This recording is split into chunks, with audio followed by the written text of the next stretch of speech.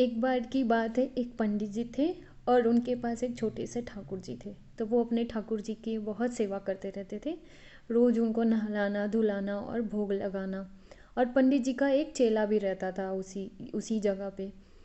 तो पंडित जी को कहीं पे जाना पड़ा है, और फिर जब वो उनको जाना था तो वो अपने ठाकुर जी को साथ नहीं ले जा पाते। तो उन्होंने कहा कि ठीक है, अपने चेला से कि तुम इनका ध्यान रखना, मैं इनकी जिम्मेदारी तुमको दे के जाता हूँ। तो चेला ने कहा ठीक है। फिर एक दिन चेले ने अगले दिन क्या किया, उसने उठाया ठाकुर जी को, और जैसे ही उसने ठाकुर जी को उठाया, ठाकुर जी नीचे गिर गए और उनके दो टुकड़े हो गए। तो फिर जो चेला था वो डर गया और उसने सोचा कि अब मैं क्या करूं। तो फिर उसने देखा कि यहाँ पास में एक जामुन का पेड़ है, और उस जामुन के पेड़ में बहुत ही काले काले मोटे मोटे दाने के जामुन हुए हुए हैं।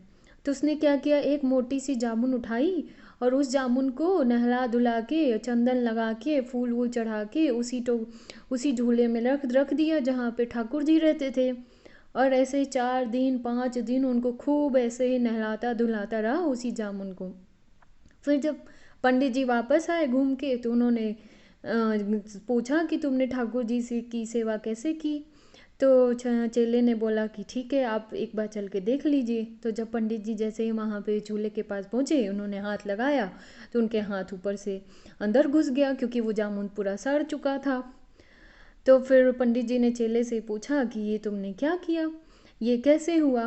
तो चेले ने जवाब दिया, रोज रोज चंदन रोज रोज पानी, और ठाकुर जी सर गई ने हम का जानी। तो ये जो कहावत है ये भोजपुरी में है, लेकिन इसका ये मतलब है, जो चेला था वो ये सफाई दे रहा था कि रोज रोज चंदन लगाया, रोज रोज पानी दिया, तो इसलिए हमारे जो ठाकुर जी हैं वो सड़ गए। तो इसलिए मेरी इसमें कोई गलती नहीं है। तो इसलिए मैं ये बोलना चाहती थी कि कई सारे लोग होते हैं हमारे पास, वो जो हम लोग उनको कुछ ना कुछ बोलते रहते हैं, अगर वो हमारे बात नहीं सुनने को तैयार होते हैं तो उनके सामने कुछ भी बोलने से कोई फ़ायदा नहीं है। जैसे कि भैंस के आगे बीन बजाना।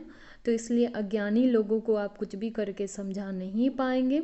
अगर आपको मेरी ये छोटी सी कहानी अच्छी लगी हो तो आप मुझे प्लीज़ कमेंट करके बताओ कि आपको कैसी लगी ये कहानी, और आपने इस कहानी से क्या सीखा। आप मुझे अपनी जो अपने थॉट्स हैं उस थॉट से भी बता सकते हो कि आपने इस थॉट से, इस छोटी सी कहानी से क्या सीखा है। ठीक है, जय श्री कृष्णा, राधे राधे, बाय बाय।